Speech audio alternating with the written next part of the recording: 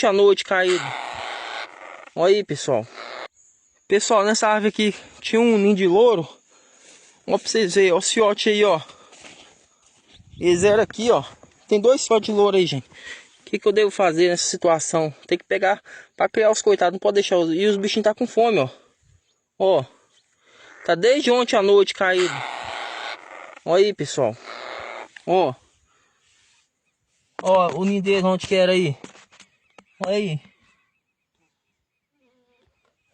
Aqui na nossa cidade não tem IBAMA pra entregar eles pra autoridade. Olha aí.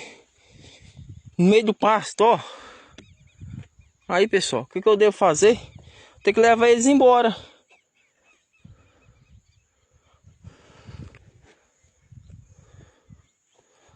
Olha lá, e os coitadinhos tá com fome. Tem que fazer uma comidinha pra tratar deles.